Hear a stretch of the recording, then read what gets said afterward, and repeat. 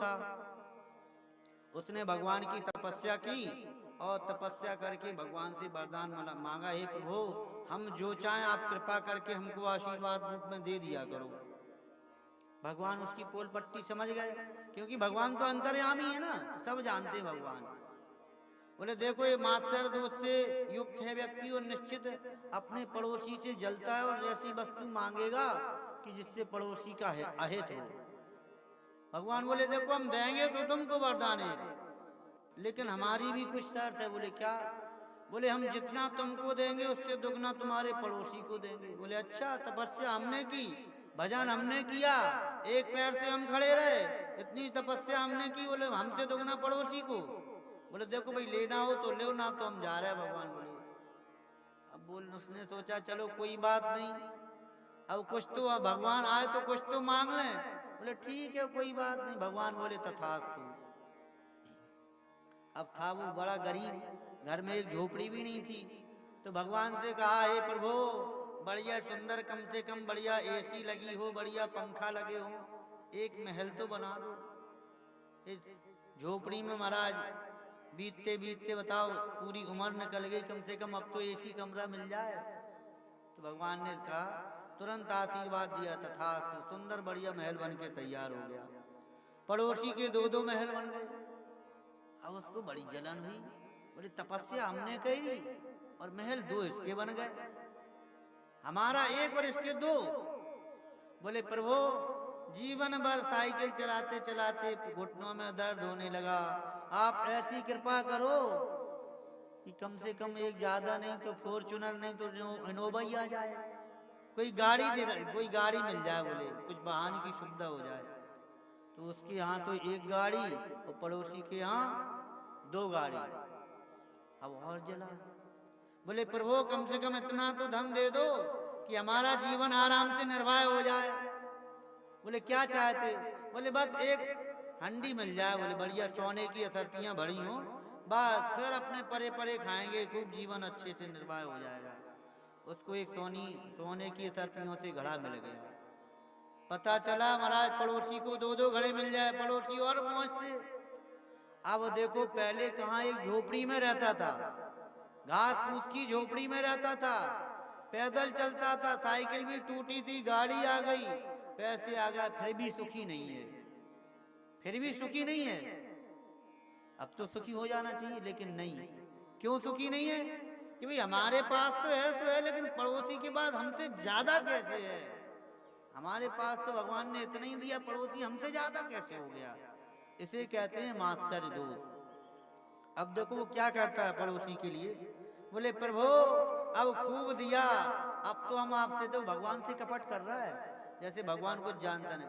प्रभु अब तो हम ये चाहते हैं कि हम संसार को बस एक राममय देखें, दूसरा कुछ देख ही नहीं, हमारी एक दृष्टि कर दो, सबको एक दृष्टि से देखें। इसलिए प्रभु हम दो आंख हैं, कभी कभी हमारा दो तरफ दृष्टि चली जाती है, एक दृष्टि कर दो। बोले एक दृष्टि कर दे क्या तात्पर्य? बोले प्रभु हम अब एक ही आंख से देखना चाहते हैं, पंक्ति भेद नहीं चाहते हैं। भगवान सब समझ रहे थे। बोले एक आंख कर दो हमारे। तो महाराज उसकी भगवान ने कहा तथास्तु, एक आंख चली गई। बगल वालों की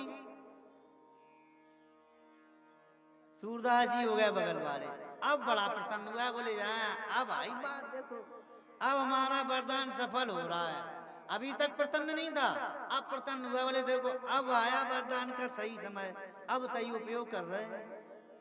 अब उसने सोचा क्या करें, एक आंख तो हमारी गई, हम तो भैया नगर थोड़ा बहुत कुछ ना कुछ देख ही लेते हैं, कहते नहीं अंधे में काने राजा। बोले अभी तो हम राजा हैं, वो तो कोई बात नहीं, पर कैसा है इसका राम नाम सत्य कैसे हो? बोले प्रभु देखो नल का पानी हमारे सूट नहीं करता है, हैंडपंप भी ठीक नहीं है, ऐसा काम करो हमें दूर जाना ना पड़े पानी भरने के लिए। क्या बोला? हमारे घर के सामने एक कुआं बन जाए प्रभु, ऐसी कृपा करो। भगवान ने कहा कोई बात नहीं तथास्तु। महाराज उसके घर के सामने एक कुआं हुआ, बगल वाले के घर के सामने दो दो कुआं हुआ।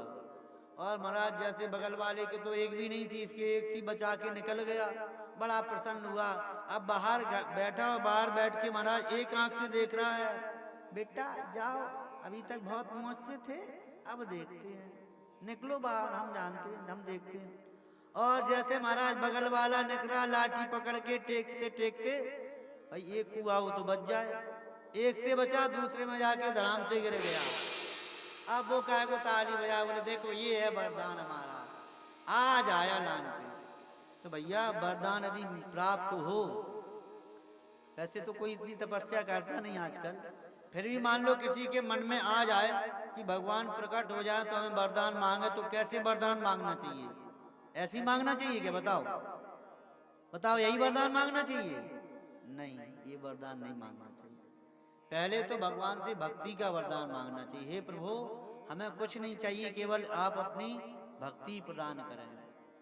एक महाराज जी और कथा सुनाते, एक बुढ़िया थी, बड़ी गरीब थी बेचारी, शंकर भगवान की बड़ी भगत थी।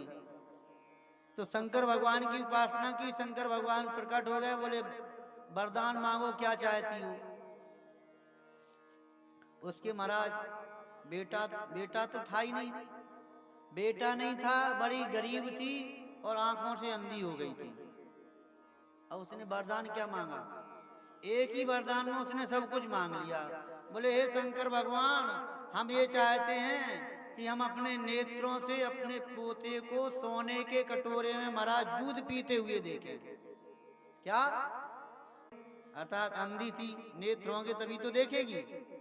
बोले हम अपने नेत्रों से अपने पोते को, जब लड़का ही नहीं है तो पोता कहाँ से हो जाएगा, अर्थात लड़का भी हो जाए बुढ़ापे में, बोले हम अपने नेत्रों से अपने पोते को, अर्थात लड़का भी हो जाए, उसकी शादी हो जाए, उसका पोता हो जाए, और गरीब है, बोले सोने के कटोरे।